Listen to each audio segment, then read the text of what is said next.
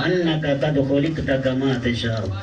ہزار بار بشویم دہن ز مشک و گلاب، ہنوز نام تو گفتن کمال بے ادبیس. سرور کہوں کہ مالک و مولا کہوں تجھے، باغ خلیل کا گل زیبا کہوں تجھے. اللہ ہے تیرے جسم منور کی تابش، اے جان جان جان تجلا تجلا. تیرے تو وصف آئے بے پناہی سے بھی بری، حیران ہوں میرے شاہ میں کیا کیا کہوں تجھے. لیکن رضا نے خلق سخنس کر دیا، خالق کا بندہ خلق کا آقا کہوں تجھے. خالق کا بندہ خلق کا آقا کہوں تجھے. ہم صاحب کے بعد حضرات محترم سامعین کرام، تمام بزرگ، نوجوان، بچے اور خصوصی ہمارے مسند نشین گلشن غوث جناب پیر حبیب خان قادری دامت برکاتہم العالیہ، ان کے خلفاء، نعت خواں حضرات، تمام کو السلام علیکم. وعلیکم السلام ورحمۃ اللہ وبرکاتہ. اللہ تبارک و تعالی نے قرآن مجید فرقان حمید دوسرا سپارہ ہے، سورہ بقرہ ہے، آیت کا چھوٹا سا حصہ، کچھ حصہ تلاوت کرنے کا شرف حاصل کیا. اللہ تبارک و تعالی نے ارشاد فرمایا ہے وَكَذَلِكَ جَعَلْنَاكُمْ أُمَّةً وَسَطًا. بات ایسی ہی ہے، اللہ فرماتا ہے بات ایسی ہی ہے، ہم نے تمہیں بنایا افضل امت. سبحان اللہ. سبحان اللہ. ہم نے تمہیں افضل امت بنایا ہے. لِتَكُونُوا شُهَدَاءَ عَلَى النَّاسِ، تاکہ تم لوگوں پر گواہ بن جاؤ. وَيَكُونَ الرَّسُولُ عَلَيْكُمْ شَهِيدًا، اور رسول تم پر گواہ ہو. اس آیت مقدسہ کا مفہوم اور معنی اور تشریح یہ ہے، مفسرین کرام فرماتے ہیں کہ یہاں پر گواہی سے مراد دنیاوی گواہی بھی ہے اور اخروی گواہی بھی ہے. دنیاوی گواہی یہ ہے کہ ہمیں اللہ تبارک و تعالی نے گواہ بنایا، مطلب کیا ہے؟ ہماری گواہی قابل قبول، مومن کی گواہی قابل قبول.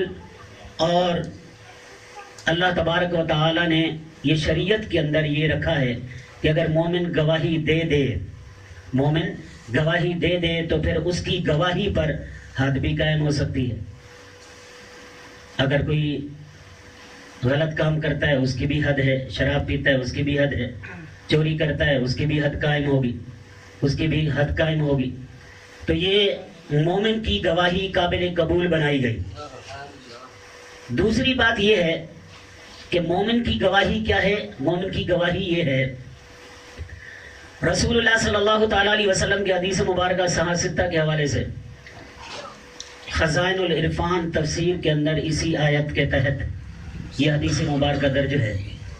فرماتے ہیں کہ ایک مرتبہ رسول اللہ صلی اللہ تعالیٰ علیہ وسلم تشریف فرما ہیں، صحابہ کرام بھی حاضر خدمت ہیں. اتنے میں ایک جنازہ وہاں سے گزرا. توجہ سے سنیے گا. ایک جنازہ وہاں سے گزرا، لوگ میت کو لے کر جا رہے تھے، جنازہ لے کر جا رہے تھے. صحابہ کرام نے اس شخص کی تعریف کی کہ بہت اچھا شخص تھا، نیک شخص تھا، بڑا پیارا آدمی تھا، اس دنیا سے چلا گیا. یعنی اس کی تعریف بیان کی، وہ اچھا ہی ہوگا تو اس کی اچھائی بیان کی ہے. رسول اللہ صلی اللہ تعالیٰ علیہ وسلم نے جب صحابہ کرام کی زبان سے یہ الفاظ سنے کہ یہ اچھا شخص تھا، نیکوکار تھا، پرہیزگار تھا، متقی تھا، اس دنیا سے چلا گیا ہے، تو رسول اللہ صلی اللہ تعالیٰ علیہ وسلم کی زبان مبارک سے وہ زبان جس کو کن کی کنجی کہیں، وہ زبان جس کو کن کی کنجی کہیں، اس کی نافذ حکومت پہ سبحان اللہ. وہ گلے قدس کی پتیوں والے لب ہلے. میرے آقا صلی اللہ تعالیٰ علیہ وسلم کی زبان مبارک سے یہ الفاظ نکلے، واجب ہو گئی. توجہ، کیا الفاظ نکلے؟ واجب ہو گئی. اتنے میں کچھ دیر کے بعد پھر جنازہ گزرا، ایک اور میت کو لے کے جا رہے تھے. رسول اللہ صلی اللہ تعالیٰ علیہ وسلم تشریف فرمائے، صحابہ کرام بھی حاضر خدمت ہیں. وہ بندہ گناہ گار ہوگا، سیاکار ہوگا اور اچھا شخص نہیں تھا، تو لوگوں نے کہا کہ یہ بہت برا شخص تھا، اچھا نہیں تھا اور منافق تھا یا جو بھی تھا، اس کی برائی بیان کی.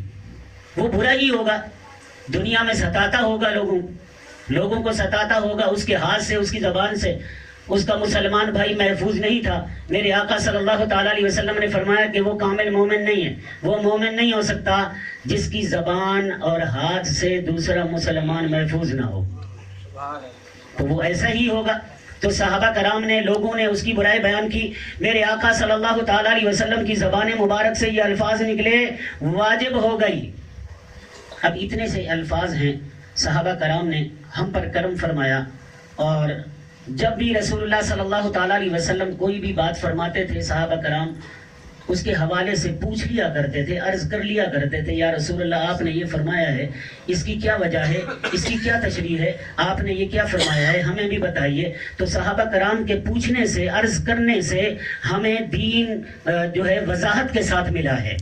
وضاحت کے ساتھ بہت ساری ایسی باتیں ہیں جو صحابہ کرام کے پوچھنے سے رسول اللہ صلی اللہ تعالیٰ علیہ وسلم نے اس کی وضاحت فرمائی، اور وہ چیز ہم پر واضح ہو گئی. اگر صحابہ کرام نہ پوچھتے تو وہ چیز ہم پر واضح نہ ہوتی. یہ صحابہ کرام کا ہمارے اوپر کرم ہے، مہربانی ہے کہ وہ اسی وقت پوچھ لیا کرتے تھے تو وہ چیز ہمارے اوپر واضح ہو جاتی ہے. صحابہ کرام نے عرض کی، یا رسول اللہ صلی اللہ تعالیٰ علیہ وسلم، آج ہم نے بڑی عجیب بات دیکھی ہے. آپ نے ارشاد فرمایا 2 مرتبہ واجب ہو گئی، واجب ہو گئی. تو کیا چیز واجب ہو گئی ہے؟ پہلے جنازے کو بھی دیکھ کر آپ نے فرمایا واجب ہو گئی، دوسرے جنازے کو بھی دیکھ کر آپ نے فرمایا واجب ہو گئی. تو کیا چیز واجب ہو گئی؟ ہمارے اوپر کرم فرمائیے، ہمیں اس کی وضاحت فرمائیے، ہمیں بتائیے کہ کیا چیز واجب ہو گئی ہے. تو رسول اللہ صلی اللہ تعالیٰ علیہ وسلم نے ارشاد فرمایا، اے میرے صحابہ، جب پہلا جنازہ گزرا تھا، وہ جو شخص تھا، وہ جو میت تھی، وہ جو مردہ تھا، وہ جو مرحوم تھا، وہ نیک شخص تھا، اچھا شخص تھا اور پرہیزگار تھا، متقی تھا، جس کی آپ لوگوں نے تعریف کی ہے، اچھائی بیان کی ہے. وہ اچھا ہی تھا تو اس کی اچھائی بیان کی ہے.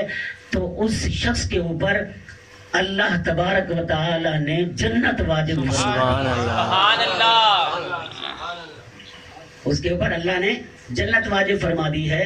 اور جو دوسرا جنازہ گزرا ہے، اس کی برائی بیان کی، وہ برا ہی ہوگا. وہ لوگوں کو ستاتا ہوگا، لوگوں کے ستانے سے لوگ اس کے ستائے ہوئے ہوں گے، جس کی وجہ سے اس کی برائی بیان کی، اس کی اچھائی بیان نہیں کی ہے. لہذا اللہ تبارک و تعالی نے اس کے اوپر جہنم واجب فرما دی. اس کے اوپر جہنم واجب فرما دی ہے، اس کے اوپر جہنم واجب ہو گئی ہے. تو اللہ کے رسول صلی اللہ تعالی علیہ وسلم نے فرمایا، تم دنیا میں، یاد رکھیے گا، تم دنیا میں اللہ کے گواہ ہو. تم دنیا میں اللہ کے گواہ ہو. اور اس تفسیر میں یہ بھی لکھا ہے کہ تم جس طرح مردے کے بارے میں خیال رکھتے ہو، جس طرح تم مردے کے بارے میں خیال رکھتے ہو، اگر اچھا خیال رکھتے ہو، اچھائی بیان کرتے ہو تو وہ اچھا ہی ہے.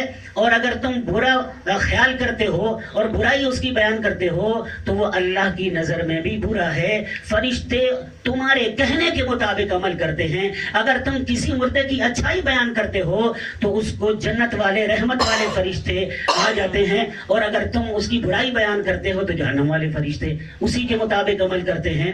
تو یہ اللہ تبارک و تعالیٰ کہ تم گواہ ہو، تمہاری گواہی اللہ کی بارگاہ میں قابل قبول ہوتی ہے. تو یہ جو ہے رسول اللہ صلی اللہ تعالیٰ علیہ وسلم کا فرمان عالی شان. اب آپ بتائیے کہ ہم اس دنیا سے جانے کے بعد